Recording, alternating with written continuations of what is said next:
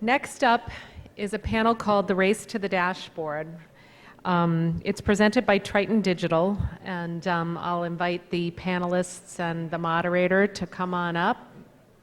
Presented by Triton Digital, this discussion will range from best ways for integration to happen, in-dash versus receiver, to identifying aggregators, to discussing best options for both listeners and streaming services during the interim stages. It's going to be moderated by the Vice President and Managing Editor of RAIN, Brad Hill. I'm pleased to introduce the moderator of the next panel to you, Brad Hill, who has recently joined RAIN Enterprises as Vice President and Managing Editor, as I just mentioned. Brad brings an extensive background in digital publishing.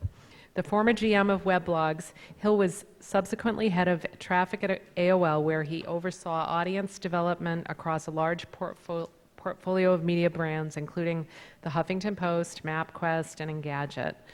Brad's also a pianist and an ex-radio DJ, so he has a passion for news about how technology is changing music and radio. Please welcome Brad Hill.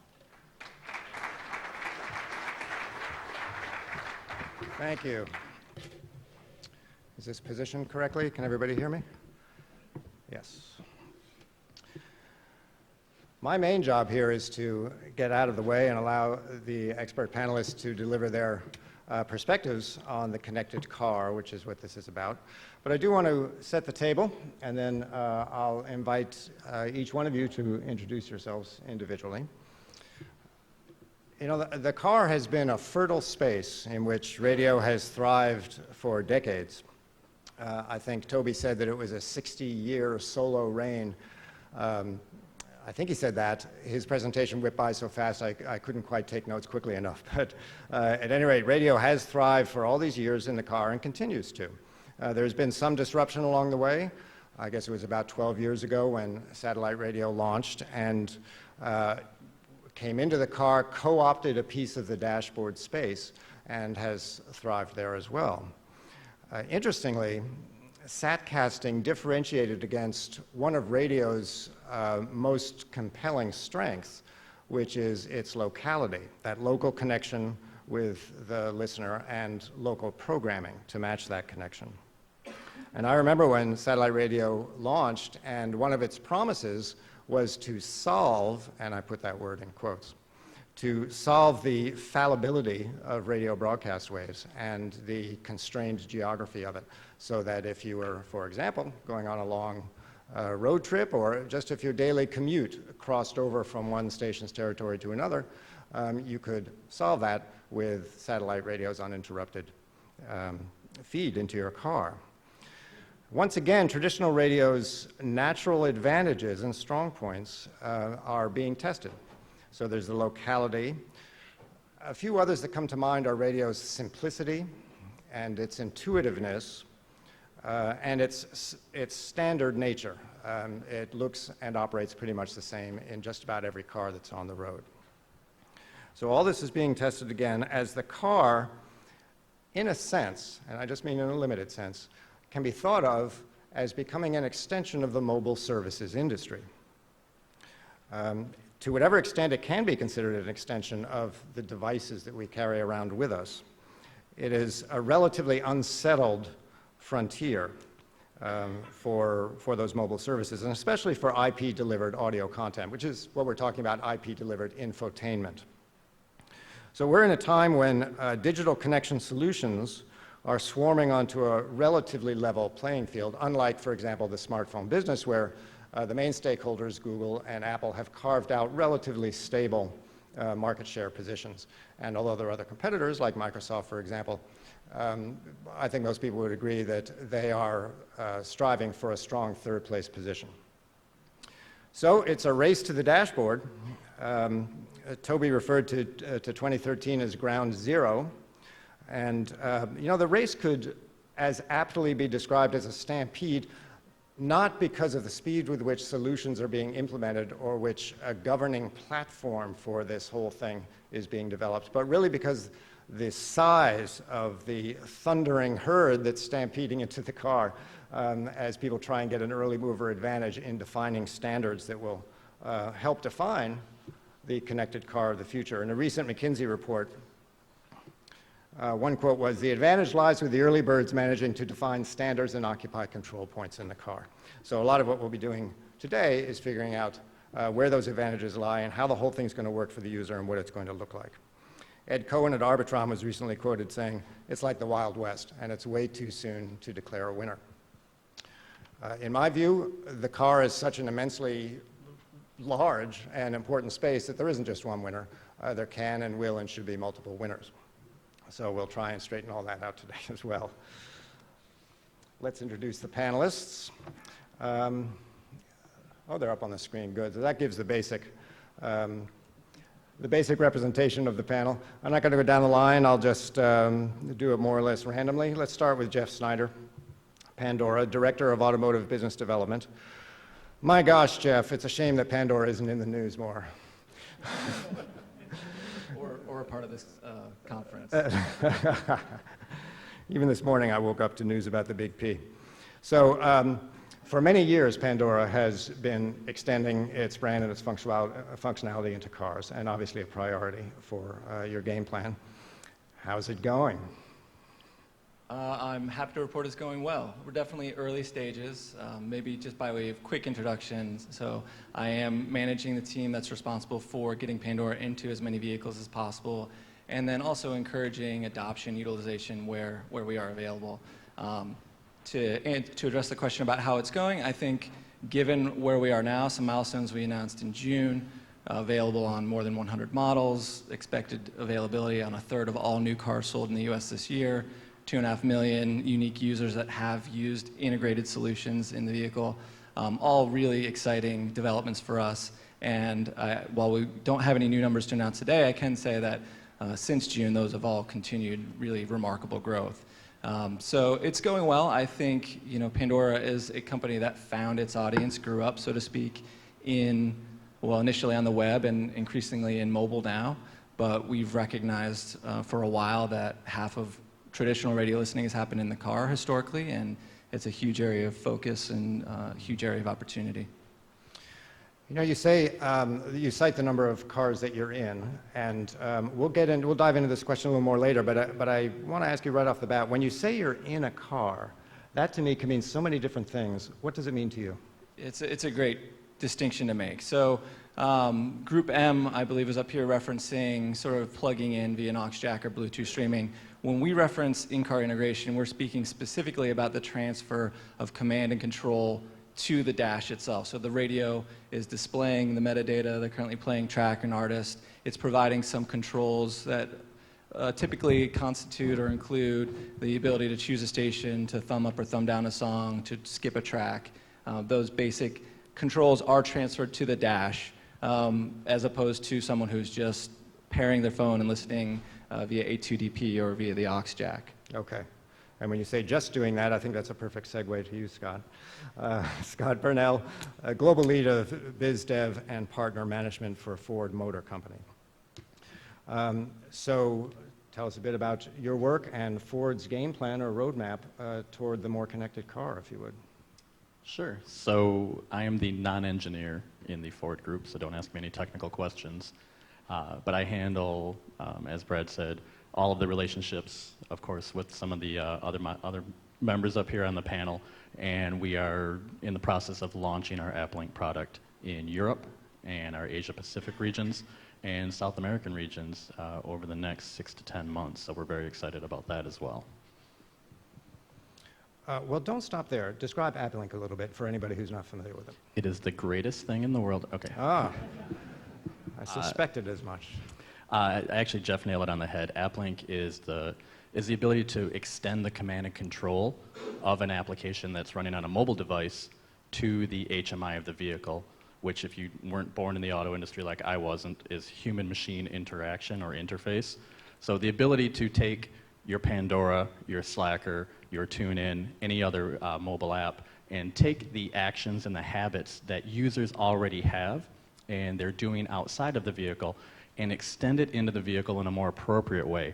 We actually physically lock out the device so they can't pick it up and touch it, remove the device from the hand, and extend those controls. So if you want to thumb up, you want to favorite, you want to listen to your stations, we map those to the buttons and the voice command within the vehicle. So AppLink is an app that you put on your phone. AppLink is actually just software. It's code that is written into your current application. So you don't have to, there's no AppLink app that has to be downloaded. Oh. It's simply the Pandora that you have on your device right now, the Slacker, the TuneIn, and I'm just going to keep going down the line because they're all partners of ours. The ones that the apps that you have on your device right now, 99.9%, unless you downloaded it a long time ago, is going to have AppLink capabilities built into it right now, and you don't even know it unless, well, you're all using it, so you all know it. That's why. Ted Cardenas, VP of Car Electronics Division at Pioneer, and you represent, I think, a potentially sweet spot in this equation, lying right in the middle between the consumers, the drivers, who are bringing their own solutions into the car, and the car companies, which are bringing factory-installed solutions for the user. And then right between the two is the aftermarket. Tell us about that and whether it really is a potentially sweet spot for you. Yeah, I would say that we're really in a very fortunate position. Many of you hopefully know Pioneer, and we have been kind of at the technological forefront of adding technology that exists outside of the vehicle and really creating an interface for the vehicle so the driver can use that technology while they're operating their vehicle. Whether that's traditional FM broadcast or satellite radio or HD radio or services like Pandora and other internet radio. So we really work on hardware as well as the software interface that really enables the consumer to take whatever service that is that they want into the vehicle. And we have solutions over the last several years. We were one of the first to bring Pandora into the vehicle, but really expanded that with products that we have like our app radio service, or on our OEM side, our Zipper service that is really now bringing even more content, but again, really defining the interface so that regardless of what device the consumer has or what service they want to be able to use, we have a solution that enables them to put that service in their car. What is Zipper? Zipper is actually an aggregation service that's being worked on by another division within Pioneer, and we have representation here at the conference today. But that is really taking a lot of different elements and aggregating it into a single interface or a single service that we are using to build applications for consumer level, as well as interfaces that we are shopping to car manufacturers to be put into an OEM radio.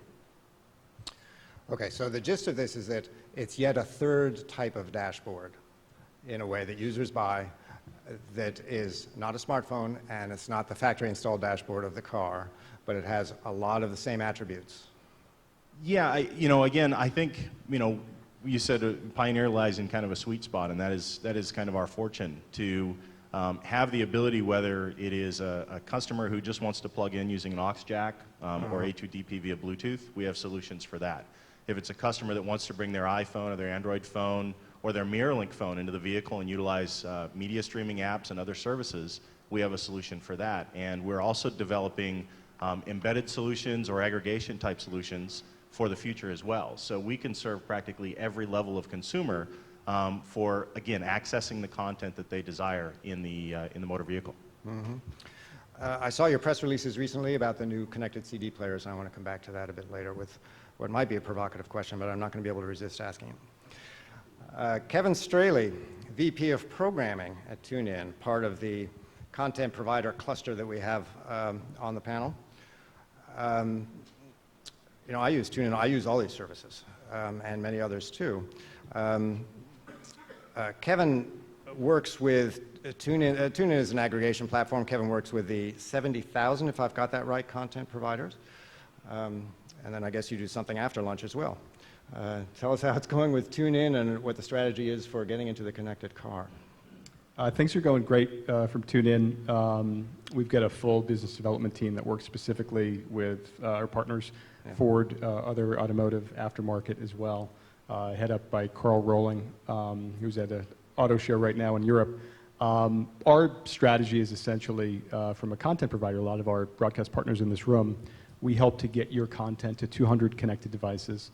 A big part of that is connected car. So consumer electronics and mobile are also more so emerging on the consumer electronics side, mobile being the biggest, but connected car, I would say a lot of our early conversations, and I'm coming up on 2 years at TuneIn, in building over 200 partnerships over the last year, the early momentum was the connected car that helped to get us over the top. Because I think from the broadcast side, there was questions, in some cases even confusion on, if I have an app for my station, I can just get an app in the Ford Sync. And what we help to do is provide a higher level 50,000-foot view of content with the directory to provide to that connected car, because it's hard for a user to sort through 70,000 live streams. So from our perspective, and if I look back on my days in Boston radio, to my days at satellite radio, to my days at TuneIn, the pipeline keeps getting wider. Yeah. But the distribution and the great content is still what kind of drives the leadership position for the broadcasters.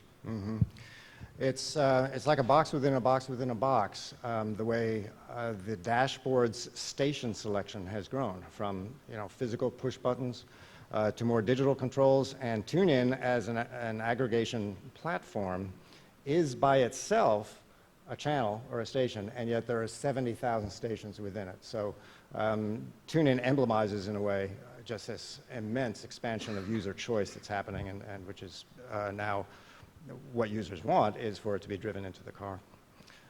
Thanks, Kevin. And finally, Steve Cotter, SVP of Sales and Biz Dev at Slacker. Love Slacker, love those specialty stations and the countdowns and all the rest. What's going on with your distribution efforts into the car? What's the strategy? What are the tactics? So for us today, we are certainly engaged in the automobile, but not to exclude the others. We've really started out as a web service. We've moved into the carrier space, the mobile space. Then automotive for the past 2 years has been a growing focus for us. Some consumer electronics products as well.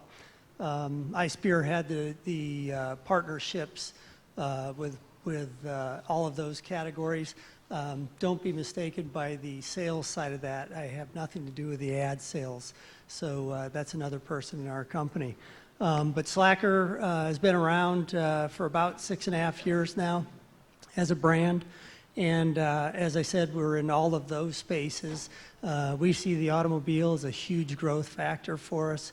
We're not quite as mature in the space as Pandora is, but we feel we're in pretty good shape in terms of the slope of usage that's been shown here on some of the graphs. So looking forward to continued success in the automobile. Well, thank you all, gentlemen, for being here. It's not only 5 expert perspectives, but representing 3 stakeholders in this race for the dashboard. To me, there's an overarching question or two about all this. In Toby's presentation, he mentioned the common platform. And he puts it out there as a real mandate, one of the 3 essential things that must get accomplished for this to be worthwhile for the users and for the stakeholders. And to me, what that means is who really owns the dashboard? Because right now, of course, the car company has built the thing, so there's no question about that. But at the same time, some ownership has been grabbed by users who simply plug into the dashboard, and by the content developers who provide apps that the user is learning to use in the house and then just bringing into the car. And the smartphone is a dashboard too. And then, of course, there's the aftermarket style dashboard. So who's bringing what is really the question here. Scott, I know a little bit about Ford's perspective on this, and the, if I may call it this, the open dashboard philosophy that's guiding Ford's direction. So tell me more about that. And why is it better to have that open system that just works with whatever the user brings in the car than a completely integrated solution that puts everything in the car for the user to just walk in and use? Sure. I think the most immediate answer to that is what everybody in this room kind of understands, that the life cycle of developing and launching a vehicle is about 5 years. The life cycle of developing and launching a mobile app is, what time is it? Somebody up here has probably got another one that's going to come out by the end of this session. So if you were to embed Pandora into your head unit, which all of our other participants up here, because they work with the other OEMs, have gone through that and probably can speak to some of the workload that it takes to deal with an OEM to go through their cycle, to write code for their head unit, and then in the end, when it comes out, it's already maybe obsolete.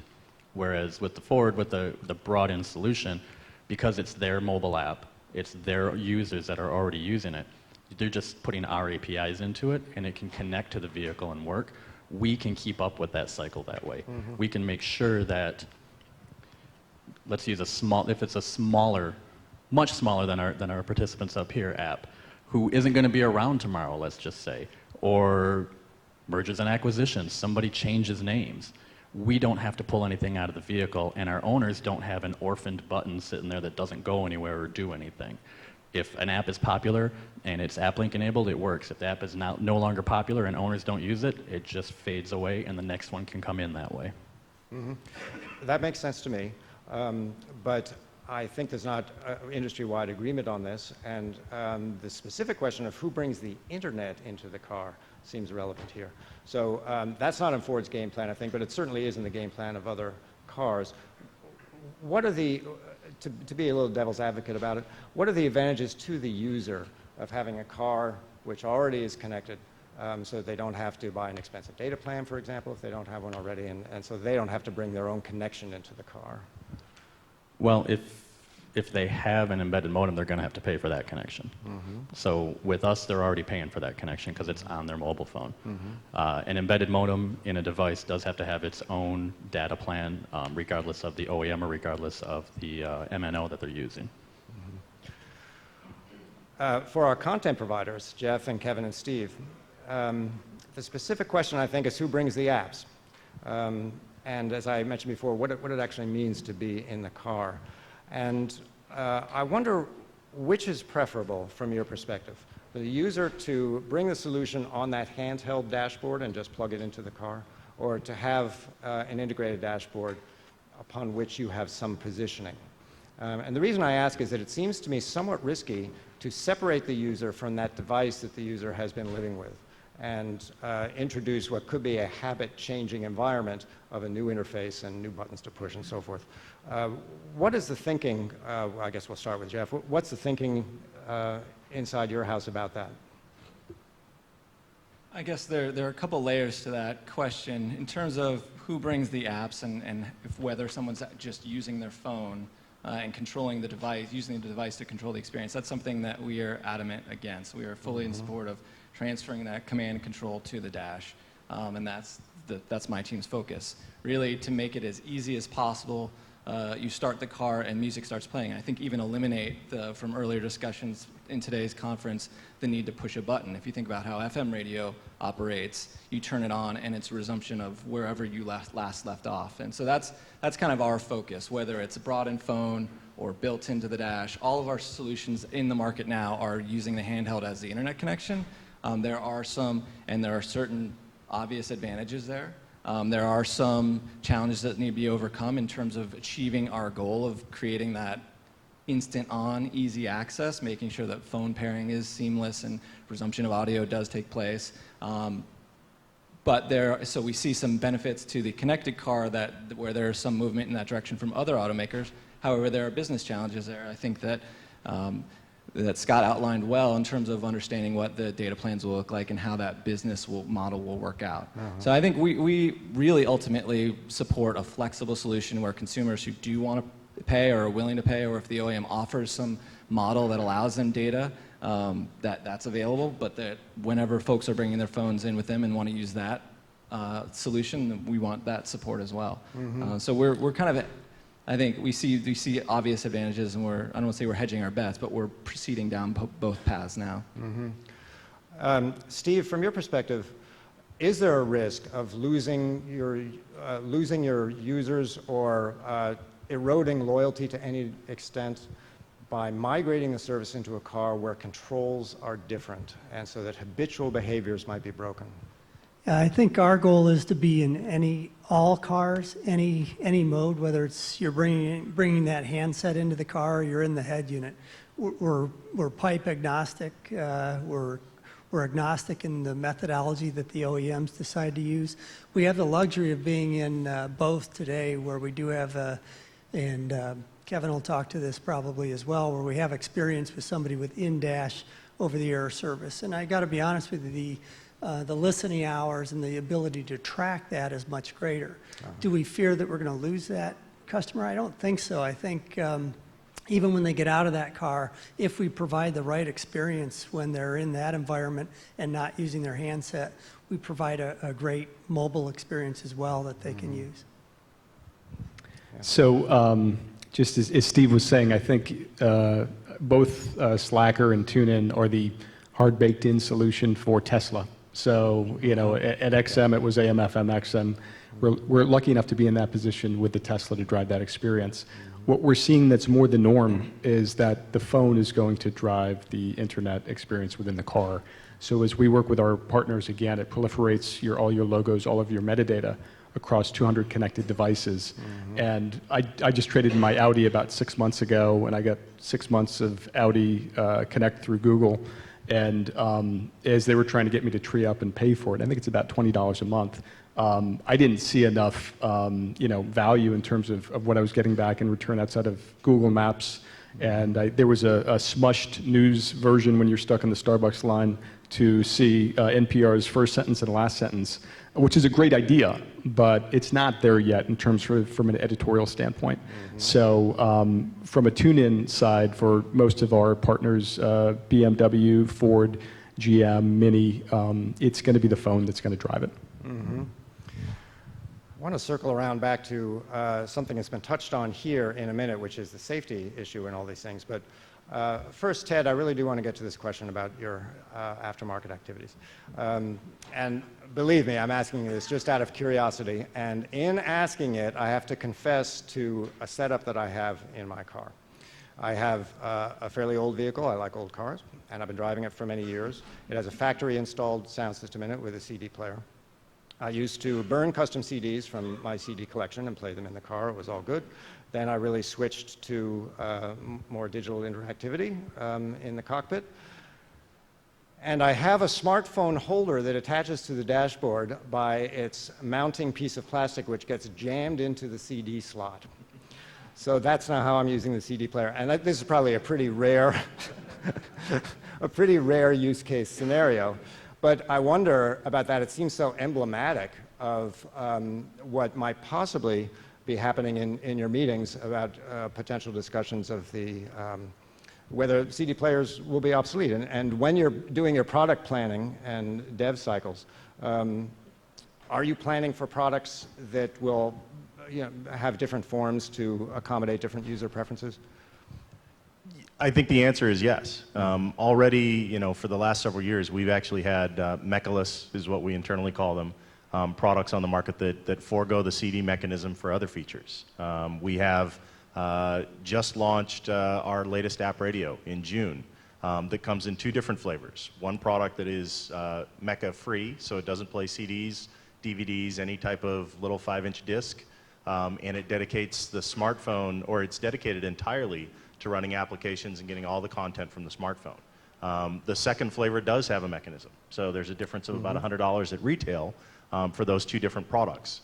It's interesting to see, we've all seen a lot of consumer data, but it's interesting to see the split between the consumers that want a disc for a sense of security or because they've got a large collection or whatever that reason may be, and those who choose the completely mecha-free version. We are even bringing that to a consumer such as yourself, where you've got maybe a CD player already, but you're ready to kind of make that step, and maybe you're not committed to completely handing that interface over to the smartphone. We have products that forego the CD mechanism that start as low as $100, but in place of that CD mechanism, now you pick up Bluetooth audio streaming and Bluetooth calling. And we do see a consumer shift into saying, hey, that is more of a benefit to me than being able to carry around a bunch of compact discs, because I stream most of my content, or I listen to traditional broadcast, or I do a digital connection to an iPod or some other type of media player. So that kind of trend is growing. The only thing I would throw into that mix is it has been well over 20 years since the compact disc was introduced, and there are still there are still cassette products Yes. being made. There is still a consumer demand. So while I totally agree that the trend is shifting towards more digital connection to a media player or streamed connection via smartphone, at the same time, the compact disc isn't going away anytime soon. That's reassuring, despite my bad behavior in the car. You know, I live in North Carolina, and in my town there's a small music label which releases only on cassettes. Wow. Yes, wow indeed. And I've got a cassette player that I'd like to market with them. I don't know how this is... that's right. Will you be doing aftermarket turntables as well in the car? Connected? That was tried a long time Yeah, ago, and it okay. didn't quite work out. But Well, let's talk about safety. If there's one thing we can say about digital interactive interfaces, it's that they're more complicated than analog. And they're also more powerful and more flexible, but with great power comes great distraction. And it goes beyond texting now, as we're getting into all kinds of music streaming in the car. Historically, music listening in the car is a lean-back experience. You turn on the radio, press your preset button, and drive, and just listen to the stream.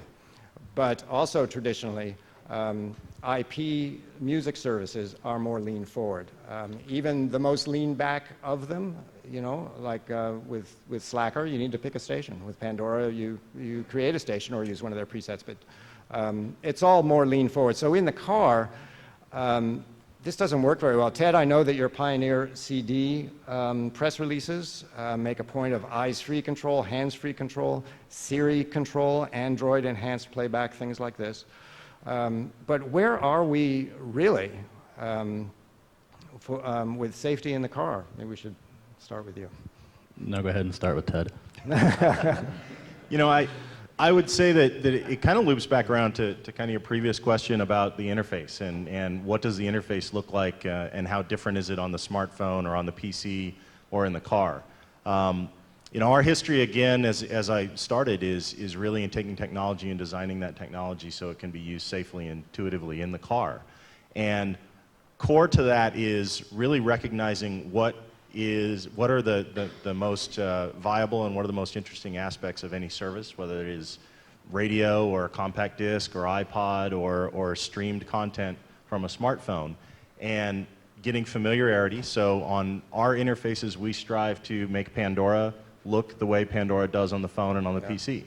Yeah. At the same time, we lock out certain things that would logically not be safe to do when you drive. So you cannot create a new station on Pandora when the vehicle is in motion. Oh, I see. But you can choose on one or two menu pages a station from your already created list. So who writes that code? It really will depend, you know, largely on this whole panel's conversation. You know, in respect to Pioneer. We're going to decide who writes your code? Let's Well, get no. it. What I mean is, you know, it may be different in terms of Pandora's app or TuneIn's app or Slacker's app on what device they're connecting to. In the case of Pioneer, we are working with the app developers to actually communicate, because of our rich history in the automotive environment, really what are the safe things that you can do when you're driving. So we have a defined set of things that we are communicating with the application. Yeah, I see. All right. And it will vary, though. It will completely vary based on how involved the service provider or the app is with the accessory manufacturer. Well, let's turn this over to the app builders then, since Scott doesn't want any piece of this conversation. Go I ahead. wanted to jump in because I think it ties back to an earlier question you were asking about the brand, and are you giving up some of that in translating it to the dashboard? I think from our perspective, also in the spirit of this conversation about lean back experience, you know, we really do see ourselves as focused on the lean back experience. Sure, we offer an opportunity and we think it's an important part of the experience to lean in and thumb up or thumb down tracks, but really our objective from a product standpoint is to create an experience where the user never feels compelled to do that, where every track is essentially a thumbs up track. Now, that said, we've captured 30 billion pieces of thumb data that informs the algorithms we use to play more and more music, so it's valuable data, it's valuable to the consumer to refine and customize, and it also creates an inherent stickiness in terms of they have cultivated these experiences in these stations on Pandora. But in the car, we're not going to aftermarket or OEM partners and saying we need this button here and we need you to provide this subset of functionality. We essentially say here is the list of functionality set available. you guys are the experts putting untold investment in resources and time in terms of determining what's a safe experience. Let me interrupt for a sec. I have to because we're running low on time, so I'm going to get much more interruptive. I'm not hearing a lot of taking of responsibility on this issue, really. I think the OEMs have in the aftermarket partners are the ones who understand. Oh, we really want in Scott those in this relationships. conversation. I can't define responsibility. I can tell you that safety is always the first and foremost in any app integration that we do, and that starts literally at the technology point of building AppLink and what it can and cannot do physically in the vehicle, and then the actual commands and capabilities that we extend to the apps themselves.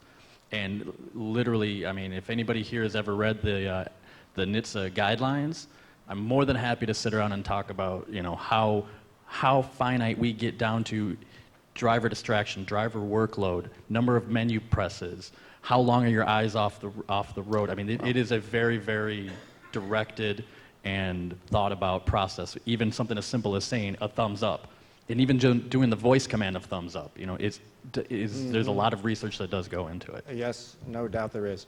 Common sense goes into it as well, and I think users probably should not be thumbing up and thumbing down while they're driving their car. I mean, boy, just the other day, in a slow driving situation, but with a fair amount of stop and go, I was fiddling with probably one of your apps, I don't remember which one, and just making a change, and this phone is small, and I was, you know, and in the middle of doing this, I was thinking, how dangerous I'm being here. So you were doing it on the phone, is what you just said. Well, that's right. But well, no. We don't want you doing it on the phone. I would argue that but it's muscle memory as much as that's like saying you shouldn't change stations on the dash. Well, okay. My problem with that is that glass is such a poor interface for feeling your way around. I mean, there's muscle memory and groping around for a physical a preset button or an on-off button or something like that. Although even so, in my wife's Ford Escape, I have a lot of trouble feeling my way around, which I love, by the way. Feeling around for those tactical controls. I do. With its Pioneer app radio installed. But on glass, actually, let me segue this into something else, because if any of you saw the recently leaked patent art for Apple's supposed dashboard development, it includes some kind of corrugated glass or some way that you can feel your way around the glass screen. That's what I'm talking about. I mean, really, whether it's on a smartphone or on a big dashboard screen, you don't want users bombing down the highway trying to thumb up their tune so that their Pandora stream will improve, I guess is my only point. So I have the last word. It is, and I will agree with you on the screen, and all auto manufacturers have learned that the hard way, us included. GM included. If you've ever seen the Q system, I'm not going to sit here and list them all, but it is a very prominent thing. And if you've seen any of our releases over the last 5-6 months, we're actually going to be having a lot more buttons and dials in cars so that you don't have to touch your phone or touch screen. Love buttons and dials. I guess that's a sign of my age. So listen, I mentioned Apple, and this is a huge week for Apple, starting tomorrow. Or maybe it won't be huge, and that's really the question. But iTunes Radio is launching tomorrow.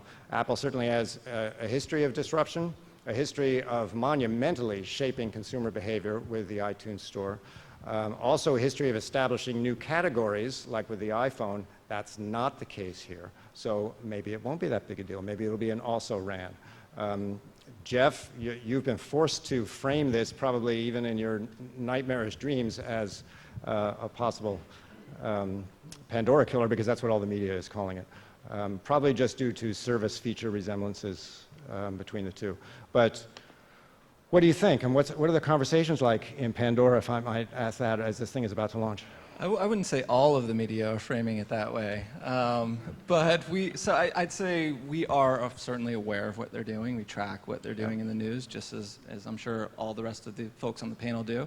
But we've also faced competition from the biggest names in technology since our service was launched, and those names have changed over time. But we've always it's always borne us well to just remain laser focused on providing the best personalized radio experience in the world. So we're not going to change course or do it something differently than we have in the past. Oh, sure. We're going to continue to try and delight our listeners with the Pandora experience we've been providing.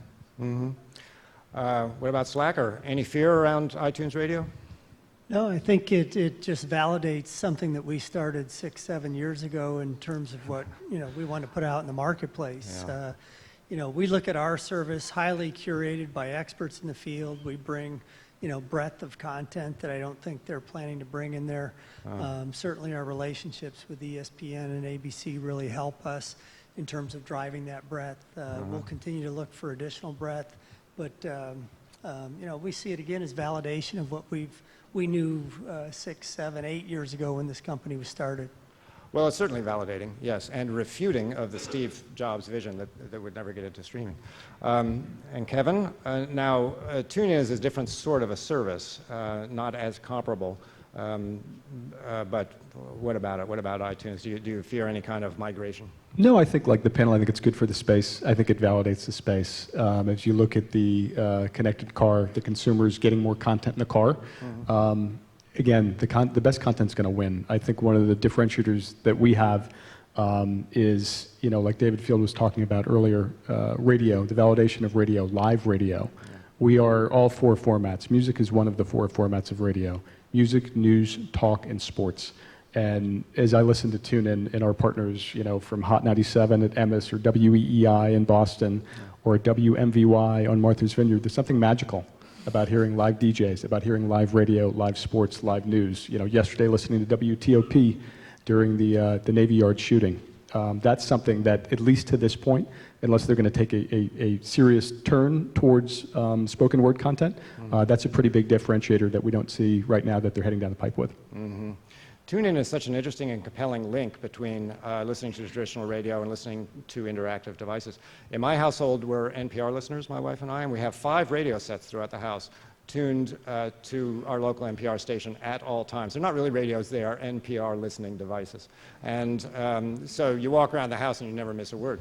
But I found that at least as often, whoa, we're blinking, at least as often, listen to time-shifted NPR shows through TuneIn. So there's that link between the broadcast and the digital.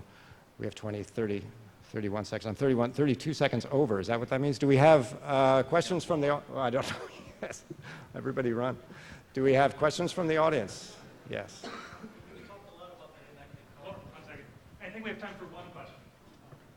We talked a lot about the connected car, but are any of you gentlemen working on things or have any thoughts on the connected home, the connected gym, the connected workspace, and all those other areas where we visit in a typical day? The goal really of the business development team of Pandora, and I'd say really the organization, is to provide Pandora everywhere our listeners are, in the home, in the car, on the go. And we have more than 1,000 devices that are available in terms of consumer electronics integrations, where you can listen via connected TV or Blu-ray player. Even there's a refrigerator that plays Pandora. So I think that's definitely part of our strategy. Within the company, my focus is on the car itself. So on the consumer electronics side, we talked about that earlier, we also provide Get Your Content to over 200 connected devices. On the consumer electronics side, as we share our analytics tools with many in this room, 2 growth devices to keep an eye on. One is Sonos for music discovery. Many of our stations show Sonos as a top 5 distribution portal. The other is for spoken word Logitech Squeezebox. News, talk, and sports is a big driver of Logitech Squeezebox, so I'd keep an eye on those 2. All right, I'm sorry we ran over. Much thanks to each of you gentlemen, and thanks everybody.